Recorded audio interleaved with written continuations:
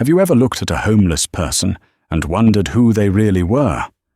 Most people looked at old man Harry and saw a nuisance, a crippled beggar in dirty rags who smelled like wet cardboard. But Alice saw a human being. She risked her job, her home, and her future just to sneak him a warm plate of meatloaf every day at noon. She thought she was just saving an old man from starvation. She had no idea that the man shaking in the rain wasn't a beggar at all. He was a predator in disguise, waiting for the one person righteous enough to inherit a dynasty, and brave enough to survive the war that came with it. The rain in Seattle didn't wash things clean. It just made the grime slicker. It was 11:45 a.m. on a Tuesday, and the neon sign of Sal's Corner Diner flickered with an irritating buzz that felt like a drill pressing into Alice Miller's temple. Alice wiped the counter for the 50th time that morning. The rag was grey, the water was lukewarm, and her feet were already throbbing inside her non-slip shoes. At 24 years old, Alice felt 40. Her reflection in the pie case showed dark circles under her eyes that no amount of drugstore concealer could hide. She checked the clock. 11:46 a.m. He would be here in 14 minutes. "Alice, stop daydreaming and refill the ketchup on table 6. The voice boomed from the kitchen window. It was Greg, the manager. Greg was a man who looked like he was made of sweaty dough, wearing a tie that was too short and a world view that was too small. He hated two things: waste and the street trash that wandered near his storefront. "On it, Greg," Alice called back, keeping her voice neutral. She couldn't afford to lose this job, not with the rent hike on her studio apartment and her younger brother, Leo, needing his asthma medication. At 12:00 p.m. sharp, the bell above the door jingled. It wasn't the cheerful ring of a paying customer. It was a hesitant, slow sound. A blast of damp, cold air swept into the diner, followed by the rhythmic thud-drag of a makeshift cane. It was Harry. He looked like a heap of laundry that had been left out in a storm. His coat was 3 sizes too big, stained with mud and oil. His beard was a tangled thicket of grey and white, hiding most of his face except for 2 piercing, watery blue eyes. One of his legs was twisted at an odd angle, forcing him to lean heavily on a piece of polished driftwood he used as a cane. The diner went quiet. 2 businessmen in suits at the window wrinkled their noses. "Get him out of here, Alice," Greg hissed from the pass-through window. "I told you, no loitering. He smells like a sewer." Alice ignored her boss. She walked around the counter, grabbing a menu she knew Harry wouldn't read. He always sat at table 4, the wobbly one in the back corner near the restrooms, where he could be invisible. "Hi, Harry," Alice said softly, her voice a stark contrast to the clatter of silverware. "It's cold out there today." Harry looked up, his hands trembling as he gripped the table edge. His knuckles were raw and red from the cold. Just some water, miss. Please. I'll go soon." He always said that. "I'll go soon." But Alice knew he had nowhere to go. "I think the cook made a mistake today, Harry," Alice lied, her voice dropping to a whisper so Greg wouldn't hear. "He burnt a patty melt. It's perfectly good, but we can't serve it. You want to help me get rid of it?" Harry's eyes welled up. It was the same dance they did every day. Alice would pay for the food out of her tips she desperately needed, and pretend it was scraps so Harry wouldn't feel like a charity case. You're too kind, miss," Harry croaked. Alice rushed to the kitchen. She punched in the order: patty melt, fries, coffee. She pulled a $10 bill from her apron, her grocery money for the next 2 days, and put it in the register when Greg wasn't looking. When she brought the plate out, the steam rising from the melted cheese and rye bread seemed to thaw the frozen tension in the old man's shoulders. He ate with a dignity that surprised her, using a fork and knife, cutting small pieces, wiping his mouth with a napkin. He didn't eat like a starving animal. He ate like a man who remembered what tables were for. "Thank you," he whispered as she refilled his coffee. "Take your time, Harry. Greg's in the back doing inventory." She watched him for a moment. There was something about his hands. Despite the dirt and the sores, his fingernails were always clean. And that cane. Looking closer, she realized the wood wasn't just driftwood. It was mahogany, carved with intricate, swirling patterns that had been worn smooth by years of gripping. Who was he? Alice had asked once, months ago. He had just looked away and said, "A ghost, my dear. Just a ghost of a man who made too many mistakes." The bell rang again. Alice turned, expecting a lunch rush. Instead, the door slammed open. It wasn't a customer. It was Rick Formidable, the landlord of the building the diner leased. He was accompanied by 2 police officers.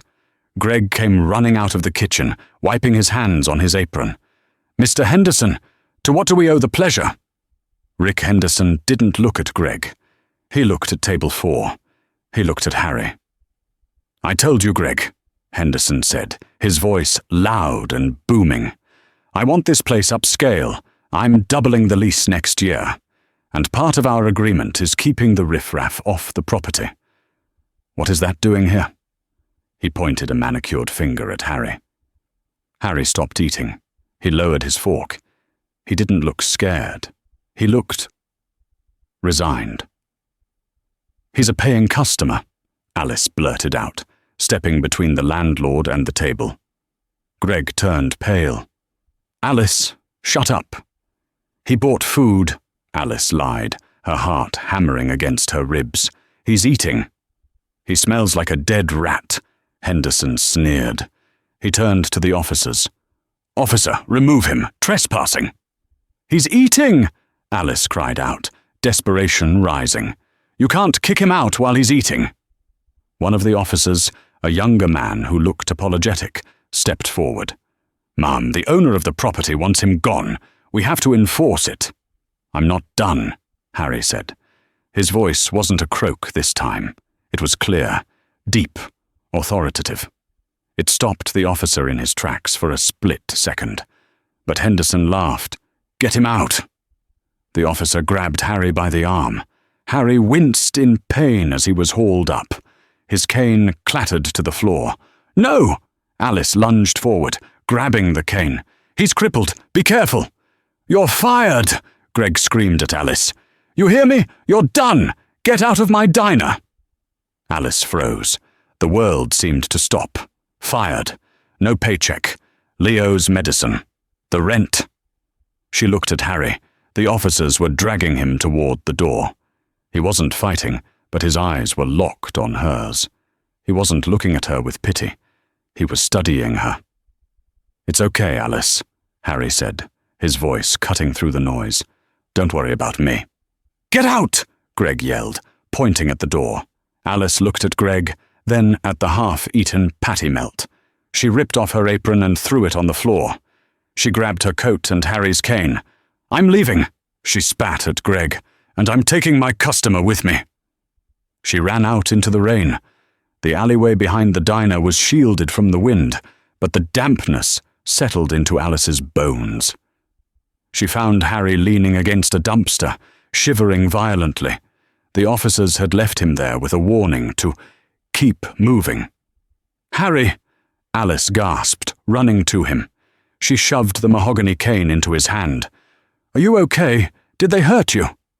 Harry straightened his coat, his hands shaking as he took the cane. "I've had worse bouncers than that, Alice. But you lost your job." Alice slumped against the brick wall, the adrenaline fading, replaced by a cold, crushing dread. She slid down until she was sitting on the wet pavement, burying her face in her hands. "I'm an idiot," she sobbed. "I'm such an idiot. I have $70 to my name, Harry. 70. Harry looked down at her. For a long time he didn't speak. He just watched the rain fall past the lip of the roof. "Why?" he asked quietly.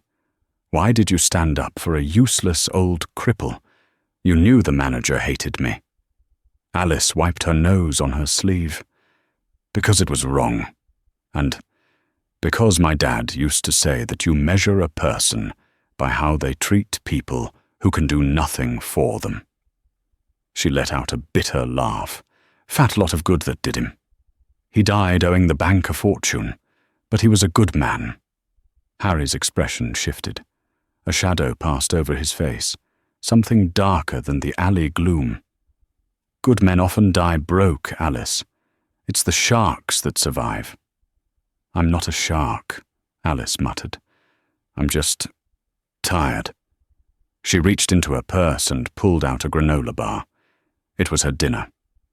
She snapped it in half and held out a piece to Harry. "Here, you didn't finish your burger." Harry stared at the granola bar. His jaw tightened. "Keep it, child. You have no job." "Take it," she insisted. "We're both out on the street now, right? Might as well share." Harry took the half bar. He didn't eat it. He put it carefully into his pocket. "Go home, Alice," he said, his voice surprisingly firm. "Go to your brother. Things change. The tide turns. You just have to wait for the wave." "The only wave coming is eviction," Alice sighed. She stood up, brushing off her jeans. "I have to go apply at the laundromat down on 4th. Take care of yourself, Harry. Stay dry." She walked away into the grey drizzle, not looking back. If she had, she would have seen Old Man Harry pull a sleek, black smartphone from the lining of his filthy coat, a device worth more than Alice's car. He dialed a number. "It's me," Harry said into the phone. The tremor in his voice was completely gone. "I found her. Initiate phase 2, and get me the dossier on a Greg at Sal's Corner, and a Rick Henderson. I want to know everything. Their debts, their sins, their allergies, everything." Alice's apartment was a converted closet in a building that smelled of boiled cabbage and stale smoke. When she unlocked the door, the first thing she saw was the envelope taped to the refrigerator. It was green. An eviction notice. 3 days to pay or quit. "Alice?" A weak voice came from the sofa. Leo, her 16-year-old brother, was bundled under 3 blankets. He was pale, his breathing raspy. "Hey, buddy," Alice said, forcing a smile she didn't feel. She snatched the green envelope off the fridge before he could see it and stuffed it in her pocket. "How was school?" "Sent me home early," Leo wheezed. "Nurse said my chest sounded like a bag of marbles." Alice felt a spike of panic. His inhaler was empty. The refill cost $45. She had $70.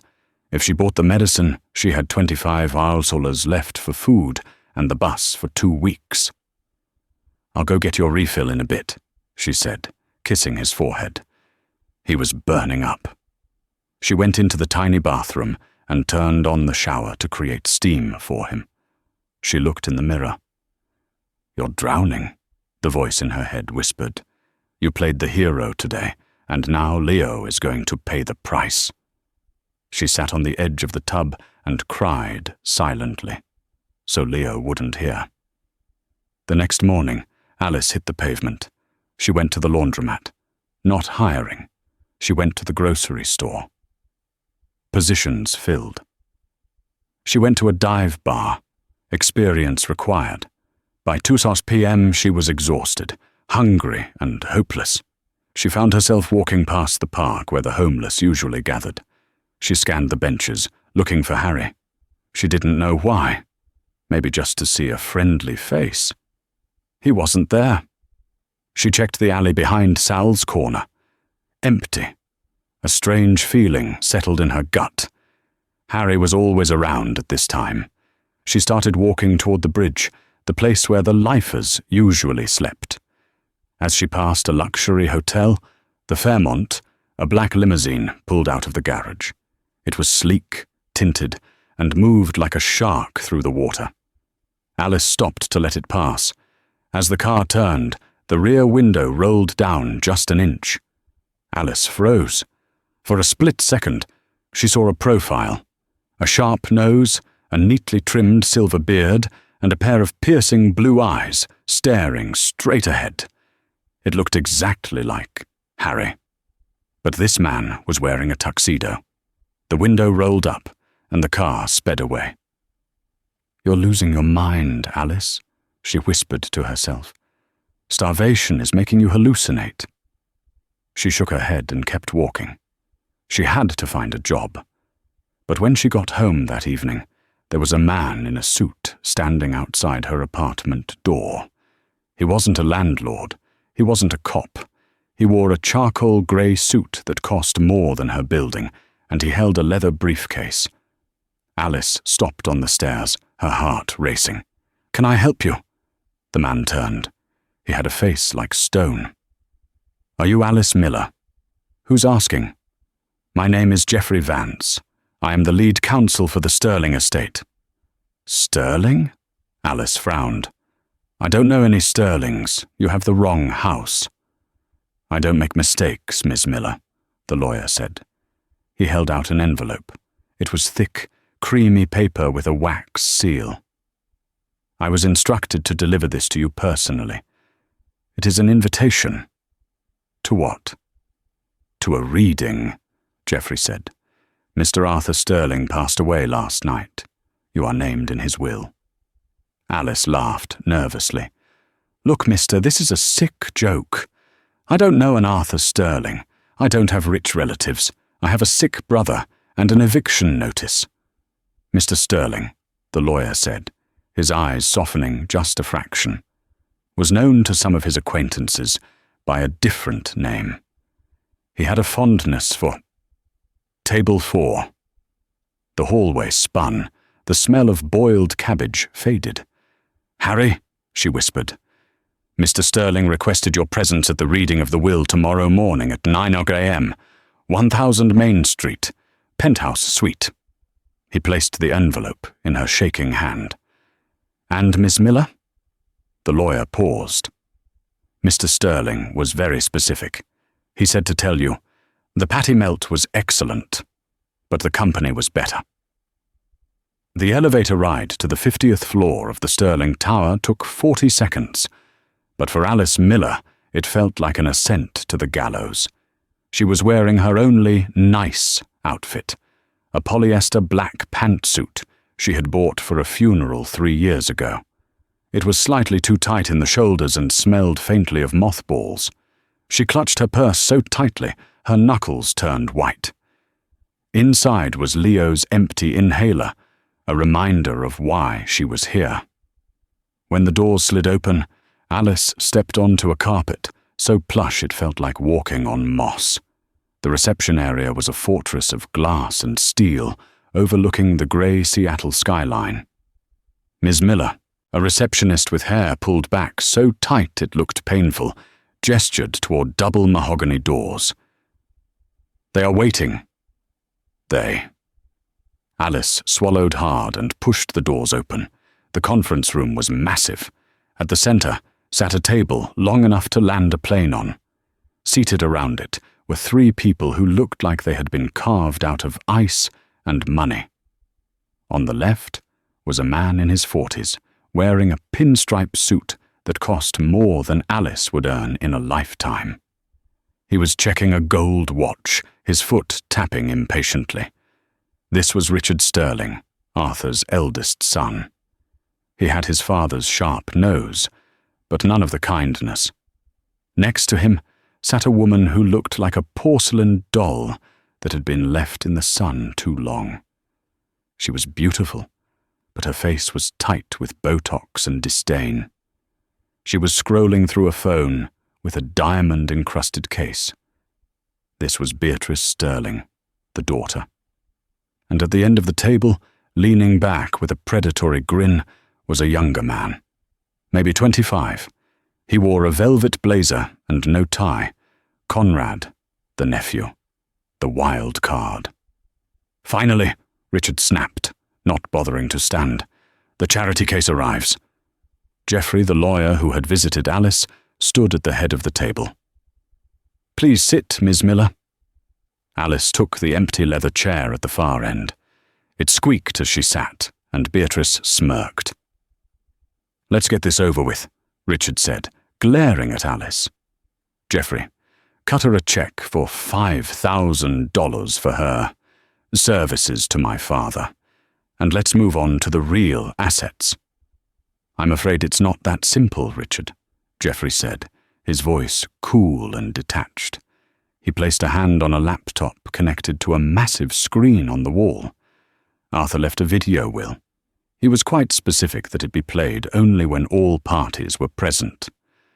Richard rolled his eyes. "Always the theatrics. Fine. Play it." The lights dimmed. The screen flickered to life. Alice gasped. It was Harry. But it wasn't the Harry she knew. The man on the screen was clean-shaven, wearing a navy cardigan, sitting in a leather armchair in front of a roaring fire. He looked healthy, strong. But his eyes, those sad, piercing blue eyes, were the same. "Hello, my vultures," Arthur Sterling's voice boomed through the speakers. Richard and Beatrice stiffened. "If you are watching this," Arthur continued, "I am dead. Or at least, gone from where you can hurt me. You are sitting there, salivating over my empire.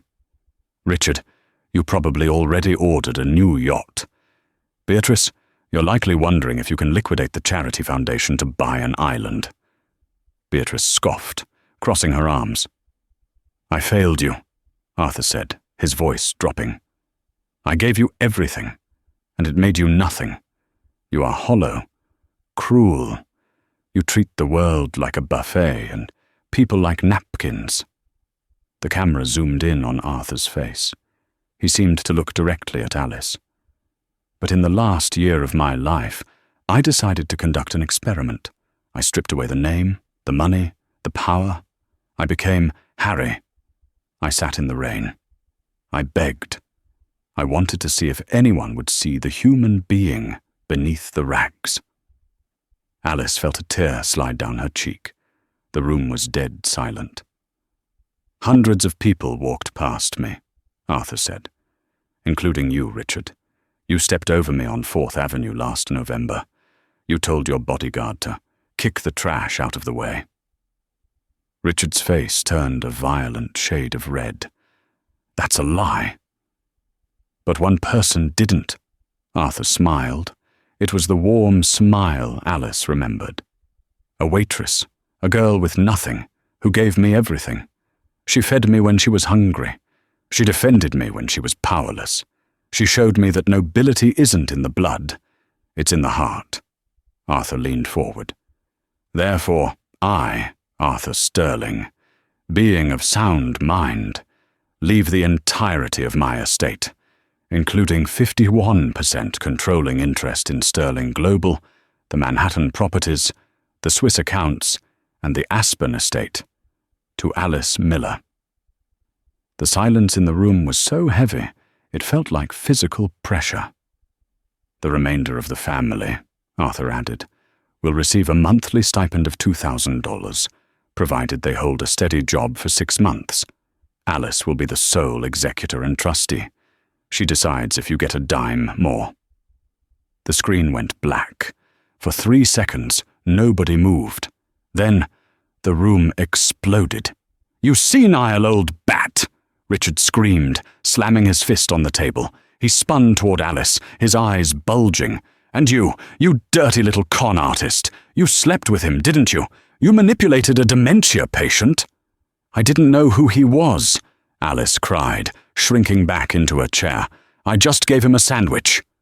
"A sandwich worth $5 billion, Beatrice shrieked, standing up. "I'll sue.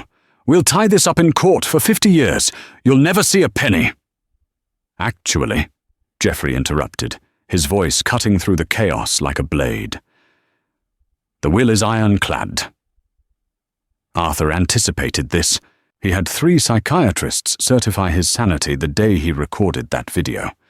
And Jeffrey pulled a thick document from his briefcase. He added a contest clause. If any family member challenges the will, their $2,000 stipend is revoked, and they are effectively disinherited completely. You can sue, Richard, but you will do it as a pauper. Richard froze. He looked at Jeffrey, then at Alice. The hatred in his eyes was cold, calculating, and terrifying. He straightened his jacket and walked over to Alice. He leaned down, his expensive cologne filling her nose, choking her. "Enjoy it while it lasts, Waitress," he whispered, so only she could hear. "Accidents happen every day. People disappear. You've just walked into a shark tank covered in blood." Alice wanted to run. She wanted to bolt out of the room, down the elevator, and back to her closet apartment. But she couldn't. After the family stormed out, Conrad pausing only to give her a creepy, evaluating wink, Jeffrey sat down next to her. "Ms. Miller," he said gently, "I know this is overwhelming." "I can't do this," Alice stammered. "I'm a waitress. I don't know how to run a company. I don't know how to be rich. They hate me. They'll kill me." "They won't kill you," Jeffrey said, though he didn't sound entirely convinced. "They are bullies. But Arthur believed in you. He left a letter for you as well." He handed her a small white envelope. Alice opened it. It was handwritten. "Dear Alice, I know you are scared. I know you want to refuse. But before you do, look at the medical file attached to this letter. I know about Leo. I know about his lungs. The doctors say he has 6 months without the surgery. The surgery costs $200,000. If you walk away, the money goes to a cat sanctuary in frantic defiance of my children. Leo gets nothing. If you accept, the company insurance covers him immediately, today. I'm not giving you money, Alice.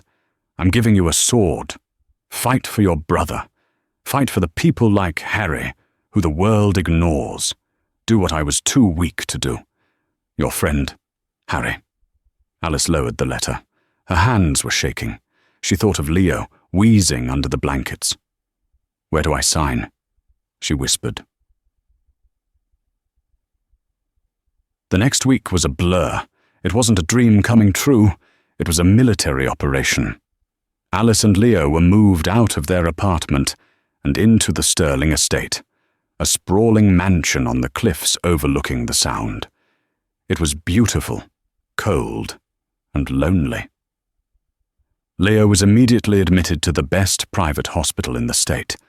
The doctors said the surgery was scheduled for Friday. For the first time in years, Alice saw color in her brother's cheeks. But for Alice, the nightmare was just beginning. She wasn't allowed to just be rich. Jeffrey informed her that Arthur had set a condition. Alice had to attend training to learn how to manage the board of directors, and she had to live in the house with the family. "It's the family estate," Jeffrey explained. "Technically, they have a right to reside in the East Wing until the probate clears. You have the master suite and the West Wing." It was a war zone. Every morning, Alice would come down to breakfast, and the staff, loyal to Richard, would serve her cold coffee or accidentally spill juice on her paperwork. One evening, Alice entered the library to find Beatrice sitting at the desk, shredding documents. "What are you doing?" Alice asked, rushing forward. Beatrice smiled innocently. "Just tidying up, darling. Some old tax receipts. Nothing you'd understand. Do you even know what a capital gain is? Or do you think it's a type of protein shake?" "Get out," Alice said, her voice trembling. "Make me," Beatrice hissed. "You're a tourist here, Alice. A squatter. You think because Daddy went senile you belong? You're wearing Yves Saint Laurent, but you walk like you're dodging rats in an alley. Everyone sees it." She brushed past Alice, whispering, "We're going to break you. You'll sign the shares over to Richard by the end of the month, or we'll make sure the press finds out about your father's criminal record." Alice froze. "My father? He just had debts." "Is that what you think?" Beatrice laughed cruelly. "Daddy hired a private investigator on you the day he met you. We have the file now. Your father was a getaway driver for a botched robbery in '98. Did you know that? The press would love the headline, 'Gangster's Daughter Steals Billionaire's Fortune.'" Alice retreated to her room, locking the door. She felt suffocated. The silk sheets felt like nets. The vast, empty halls felt like a prison. She missed the diner. She missed the simple stress of burnt toast. Here, the stress was silent and poisonous. That night, she couldn't sleep. She wandered out onto the balcony that overlooked the massive garden maze. It was raining again. She looked down into the shadows of the hedges. Suddenly, her heart stopped her. Standing near the fountain, illuminated by a flash of lightning, was a figure. A man, leaning on a cane. He was wearing a tattered coat. "Harry!" she gasped. She rubbed her eyes and looked again. The figure was gone. "I'm going crazy," she whispered, gripping the railing. "They're gaslighting me, and now I'm seeing ghosts." 2 weeks later, the ultimate test arrived, the annual Sterling Foundation Gala. "You have to go," Jeffrey insisted. "It's the social event of the season. If you don't show up, the shareholders will panic. They need to see a strong leader." "I'm not a leader, Jeffrey," Alice argued. "I'm a waitress who got lucky. I don't know which fork to use." "You know how to read people," Jeffrey said. "That's what Arthur saw in you. Forks are irrelevant. Character is everything." They dressed her in a gown of midnight blue velvet. They put diamonds around her neck that weighed more than a brick.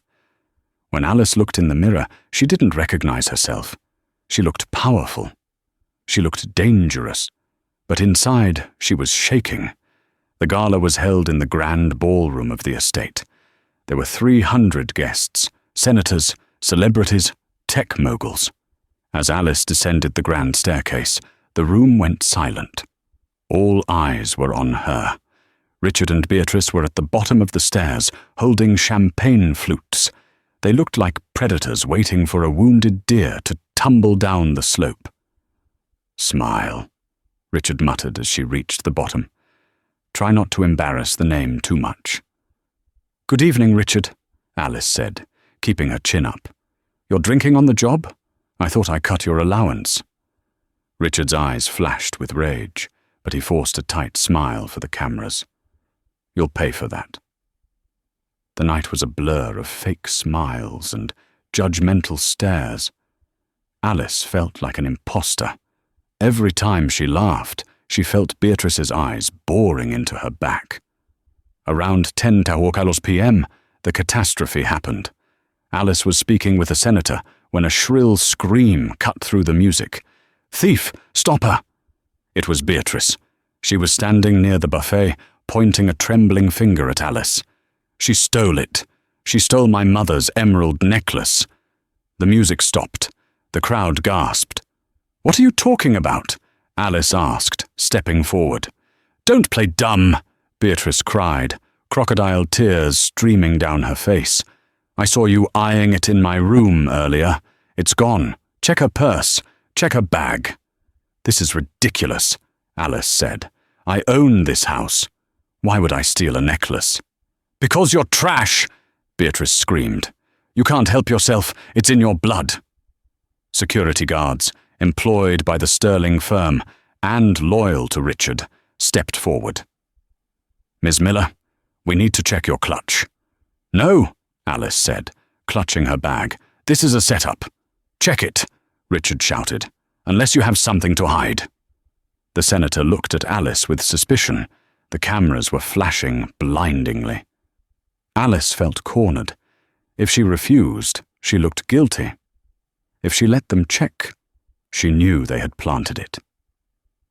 She had left her bag unattended for 2 minutes when she went to the ladies' room. "Hand it over, Miss Miller," the head of security grunted. Alice handed over the bag. The guard opened it. He reached in and pulled out a glittering, heavy emerald necklace. The crowd erupted in murmurs. "I knew it!" Beatrice shrieked. "She's a common thief. Call the police. She violated the morality clause of the will. She has to forfeit the shares." Alice felt the blood drain from her face. It was a trap. A simple, stupid, effective trap. "I didn't put that there," Alice pleaded, looking around the room. "Please, you have to believe me." But nobody looked like they believed her. They looked at her like she was exactly what they thought, a poor waitress who got greedy. "Arrest her," Richard commanded the security team. "Hold her until the police arrive." The guards grabbed Alice's arms. "Wait." The voice didn't come from the crowd. It came from the PA system. The speakers overhead crackled. "Take your hands off her." The voice was deep, distorted, but commanding.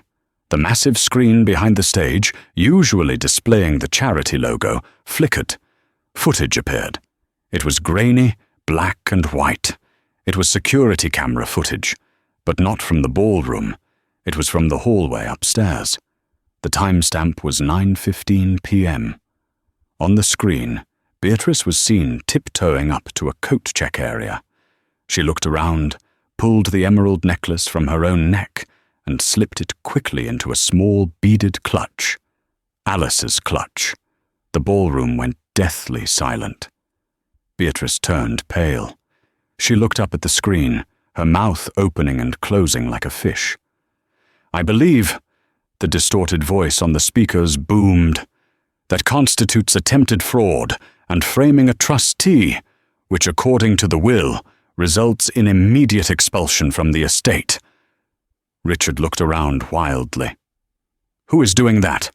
Cut the feed! Cut the feed!" But the video looped, Beatrice planting the jewelry, over and over. Alice pulled her arms free from the stunned guards. She looked at the screen, then up at the balcony where the AV booth was. The booth was dark, but for a second she saw a silhouette, a man in a tuxedo. He raised a hand in a salute, then vanished into the shadows. It wasn't a ghost. Alice's heart hammered a frantic rhythm. Harry. He hadn't died. He was here. He was playing a game within a game. Alice turned to Beatrice, who was now sobbing, realizing her social life was over. "Get out," Alice said. Her voice wasn't shaking anymore. "Pack your bags. You're done." The aftermath of the gala was explosive. Beatrice was humiliated and fled to Paris. The press turned Alice into a hero, the Cinderella who survived the wicked stepsister. But Richard was still there, and Richard was dangerous because he was quiet. For 3 days, the house was peaceful. Alice focused on Leo, who was recovering beautifully from his surgery. She started to feel like she might actually win. But she had forgotten the most important rule of the jungle.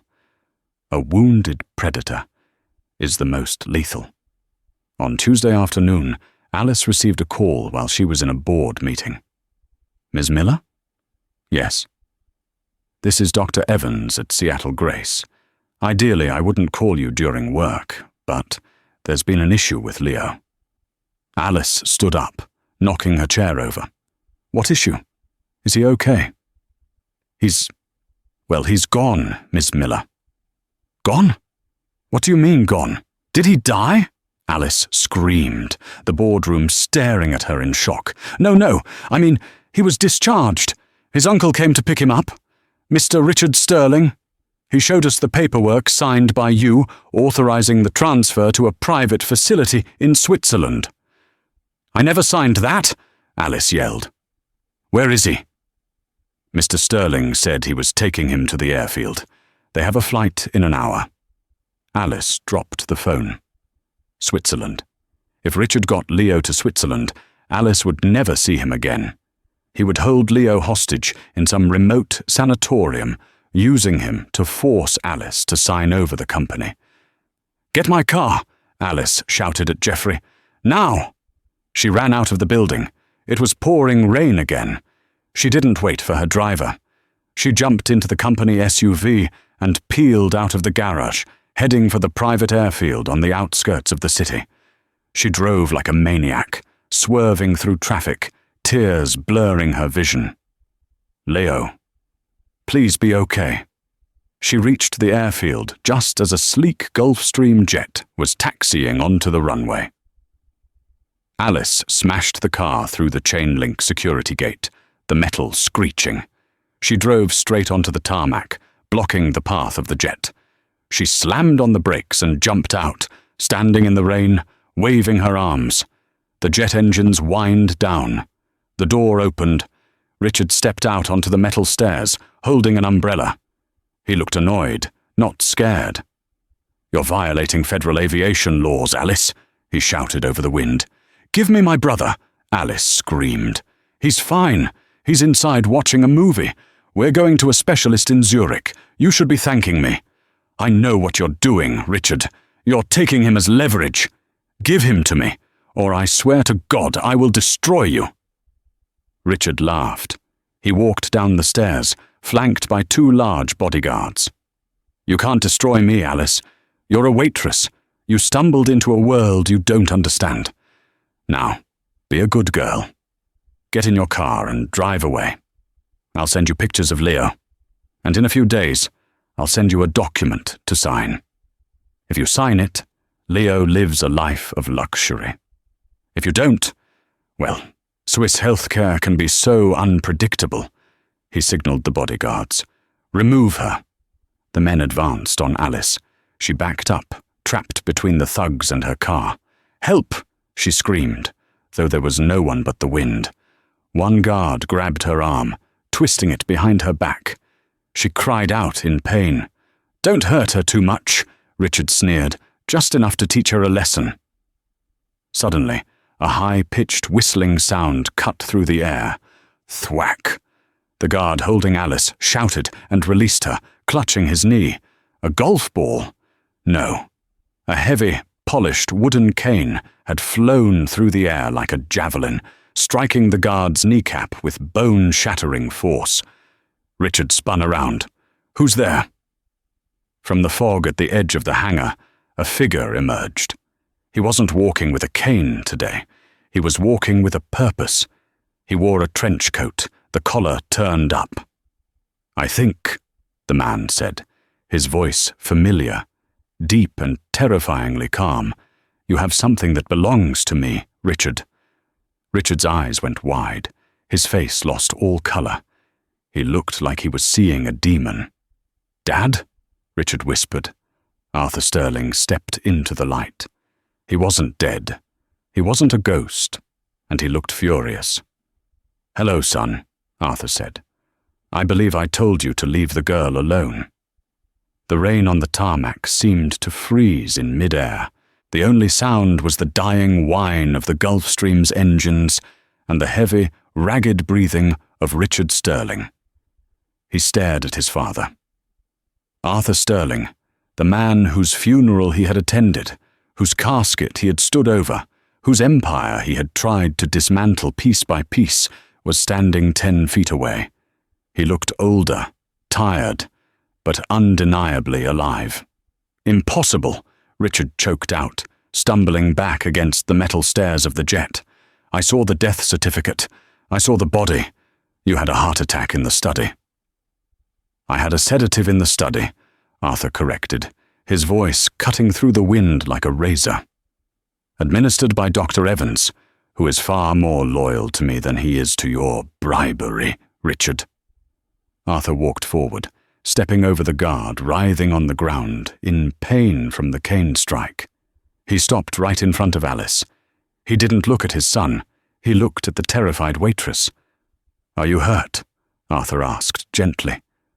Alice shook her head, though she was trembling violently. "Harry, you're alive." "I am," he smiled sadly. "And I owe you an apology, my dear. I didn't mean for it to get this far. I didn't think he would stoop to kidnapping a child."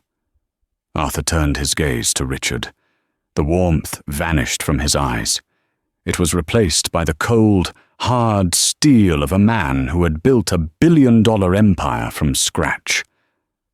"Why?" Richard whispered, his arrogance crumbling into terror. "Why play dead? Why humiliate us?" "Because I needed to know," Arthur said. "I needed to know if there was anything redeemable left in you or Beatrice. I gave you 6 months of freedom while I played the beggar. I watched you. I saw you kick me on the street. I saw Beatrice step over me to get to a sale at Gucci. So you gave it all to a waitress just to spite us?" Richard spat, trying to regain some footing. "You're insane. I'll have you committed. You faked your death. That's fraud." "It's not fraud if I never filed the death certificate with the state," Arthur said calmly. "The funeral was a private event. The will reading was a test. And you, Richard, you failed the final exam." Arthur reached into his trench coat. He didn't pull out a weapon. He pulled out a small audio recorder. "You also forgot that this jet is company property," Arthur said. "And I had the cabin bugged 3 days ago. I have a recording of you telling your sister about the funds you embezzled from the charity account to cover your gambling debts in Macau. And just now, I have you on tape admitting to kidnapping Leo to extort shares." Richard's face went grey. "Dad, please, we can work this out. I'm your son."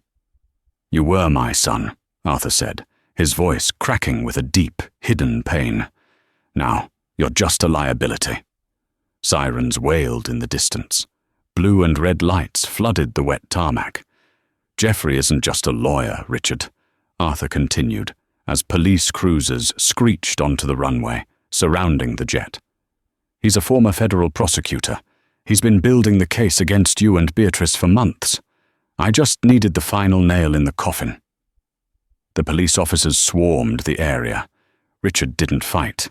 He slumped against the plane, looking small and defeated.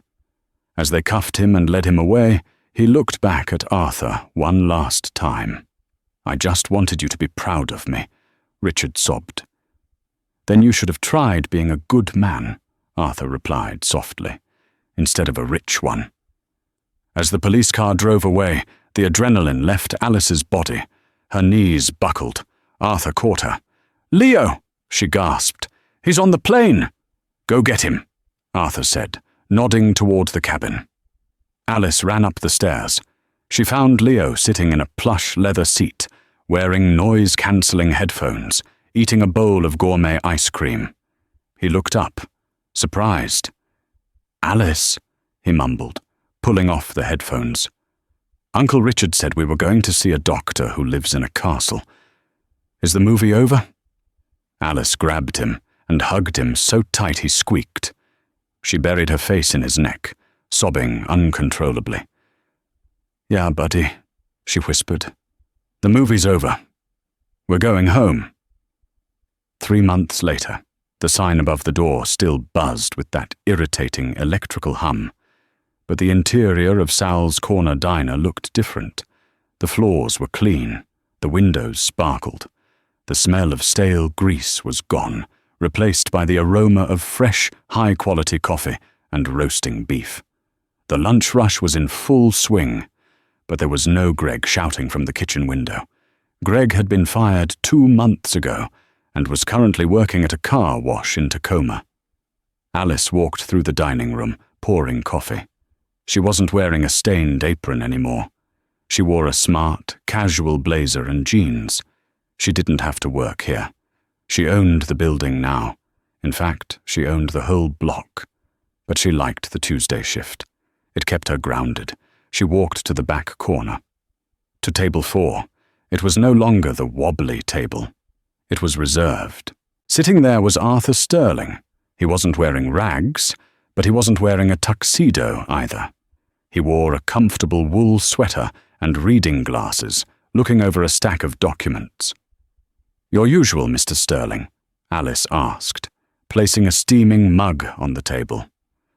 Arthur looked up and smiled, The shadows under his eyes were gone. "I told you, Alice. Call me Harry, and yes, but only if you sit with me." Alice sat down opposite him. "How is the board meeting preparation going?" she asked. "Boring," Arthur groaned, pushing the papers away. "I'm thinking of retiring again. For real this time." "Don't you dare!" Alice laughed. "I still don't know the difference between a preferred stock and a common stock. If you leave me alone with those sharks, I'll end up turning the tech division into a soup kitchen." "Would that be so bad?" Arthur chuckled. He took a sip of coffee. "How is Leo?" "He made the varsity soccer team," Alice beamed. "His lungs are at 100%. He's a normal kid, Harry. For the first time in his life, he's just a kid." Arthur reached across the table and patted her hand. His skin was warm, alive. "You saved him, Alice." "No," Alice shook her head. "You saved us. You gave us a life." "I gave you money," Arthur corrected. "Money is easy. I have too much of it. But you saved me. You saved my soul. Do you know how easy it is to forget you're human when everyone treats you like a god? You reminded me that I'm just a man who likes a good patty melt." Alice looked out the window.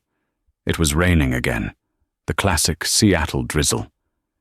She saw a figure huddled by the bus stop across the street, a young woman, shivering, trying to cover her head with a newspaper. Alice stood up. "Where are you going?" Arthur asked. "Order 2 patty melts, Harry," Alice said, grabbing an umbrella from the stand. "And tell the cook to make them extra cheesy." "Hungry? 1 is for me," Alice smiled, opening the door. "The other is for a potential customer across the street. She looks like she's having a bad day." Arthur watched her go. He watched as she crossed the wet street, not caring about her expensive shoes. He watched her offer the umbrella to the shivering stranger. He watched her point back at the diner, inviting the woman inside. Arthur wiped a tear from his eye. He picked up his phone and dialed Jeffrey. "Jeffrey," Arthur said, "cancel my meetings for the afternoon." "Sir?" the lawyer asked. "We have the merger discussion." "It can wait," Arthur said, watching Alice lead the homeless woman toward the warmth of the diner. "I'm having lunch with the CEO, and I think she's teaching me another lesson. Most people walk through life wearing blinders. We judge books by their covers and people by their clothes. Alice didn't just see a beggar when she looked at Harry. She saw a human being worthy of dignity. She didn't know he was a billionaire. She didn't know he could change her life. She helped him because it was the right thing to do. In a world where everyone is shouting to be heard, sometimes the most powerful voice is a whisper of kindness." Arthur Sterling tested his own children and found them bankrupt of the only currency that matters, compassion. He left his legacy not to the people who shared his blood, but to the woman who shared her heart. What would you have done? If you saw Harry shivering in the rain, would you have walked past him? Or would you have offered him a seat at your table? If this story touched you, please give this video a like. It helps us share these important stories with more people. And don't forget to subscribe and hit that notification bell, so you never miss a story that might just change the way you look at the world. You never know who you're talking to. The person you help today might be the one who saves you tomorrow. Thanks for watching.